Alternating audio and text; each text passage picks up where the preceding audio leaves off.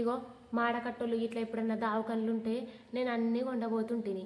ఇక వాళ్ళకన్నా ఆపరేషన్ అయిందనుకో, ఆపరేషన్ అయితే 2 ఇడ్లీలు కొండబోతుంటిని. మళ్ళా చట్నీ తింటే షీంబొత్తుందని ఎల్లిగడ్డ కారం కొండబోతుంటిని. మళ్ళీ మొన్న మా ఇంటి పక్క ఆమె డెలివరీ అయితే మన ఉప్మా వండుకపోయినా పావు కిలో.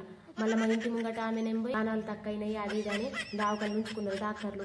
ఇక ఏం కొండపోతే మంచిగా ఉంటుంది అని కొప్పడి పండు కొండపోయినా రక్త కణాలు ఎక్కువైతాయి మంచిగా అని. మళ్ళీ మా ఇంటి పక్కల బుజ్జికి జ్వరం వస్తే 4 కొబ్బరి బొండాలు కొండపోయినా. మళ్ళీ మా దోస్తు డెలివరీ అయితేనేం పోయి 2 డబ్బా రొట్టెల పొడిగలు కొండపోయినా, ఇక మందికి గిన్నెగానం కొండపోయినా. మరి నాకు ఎప్పుడన్నా దావకలు ఉంటే తెస్తారు తేరు, దావకలు ఉంటే తెస్తారు తేరు. ఏం మాట్లాడుతున్నావురా, నరాలు కట్టయిపోయింది. ఇగో మనం ఎక్కడికన్నా పోతే కట్నం పెడితే మళ్ళీ వాళ్ళకి తిరిగి పెడతాం. మళ్ళీ మన వాళ్ళకన్నా కట్నాలు పెట్టినా కానీ మనకు తిరిగి పెడతారు. మరి ఇప్పుడు నేను గనిగానం గుండబోతిని, ఇవన్నీ నాకు ఎట్లా రావాలా? ఇక మంచి మాట ఉందని నేను గిన్నెగానం గుండబోయినా అందరికి.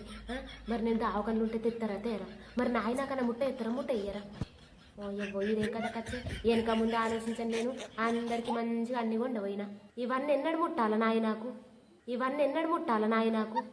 ఇక ఎప్పుడన్నా జ్వరం వస్తేనే పోయి ఊళ్ళో డాక్టర్ దగ్గర పోయి ఒక 2 సూదులు తీసుకొచ్చుకుంటా, గోళీలు తెచ్చుకుంటా. మరి అప్పుడన్నా కానీ నేను కొండపోయినా నేను ఆయనకు ముట్ట అయితే ముట్టిపోకపోతున్నాను. ఎన్నొద్దులు చూడాలి ఇట్లా నేను చప్పుందాకా నేను దావకల్లో పోయి ఉంటే వీళ్ళందరూ తీసుకొస్తారు.